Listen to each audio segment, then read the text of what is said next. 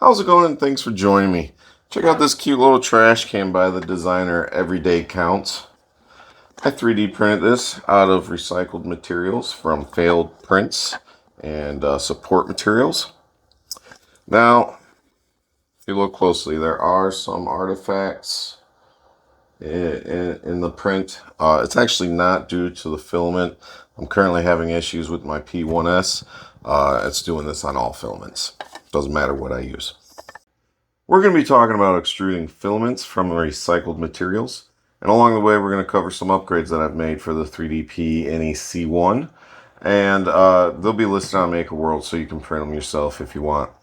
Links down below. First step is going to be proper material preparation, which means grinding them small enough, and consistent grind size is important. I believe 3dpany says it needs to be smaller than 4 millimeters at its widest point. Using different size sieves helps with this step. After grinding, you will want to clean your material.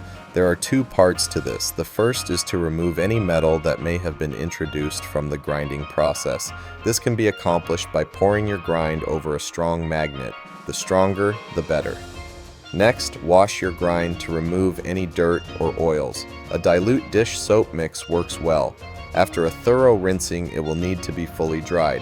Strain it, then spread it out to air dry.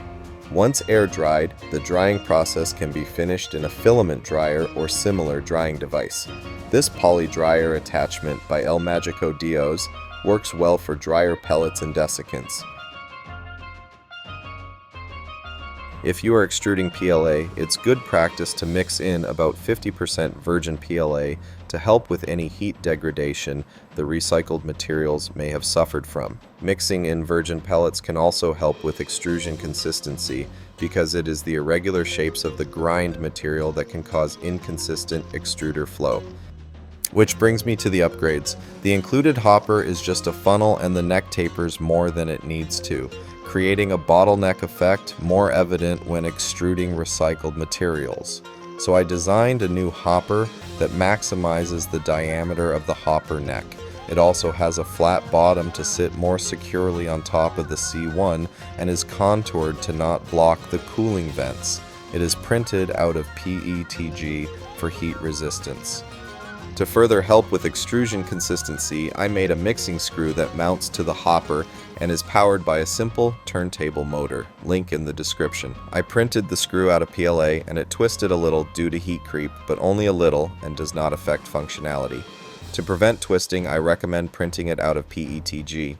The next problem I set out to solve was twofold. First, if I need to remove the hopper with pellets in it, they will pour out the bottom as I remove it, so this hopper has a key that slides into the base of the funnel as it reaches the neck, allowing the hopper to be removed with no mess. The other part also relating to removing the hopper is that the C1 relies on the hopper neck to bridge the gap between the outer casing and the extruder screw. So if you remove the hopper with pellets in it, they will spill inside of the machine.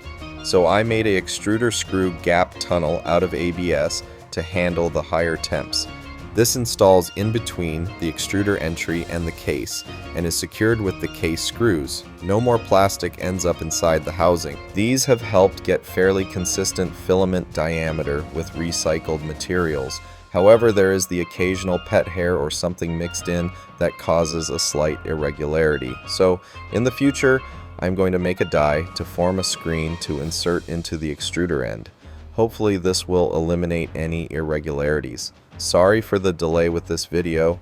I have had some issues with my 3D printers and it has prevented me from doing any test prints. Thanks for watching. See you next time.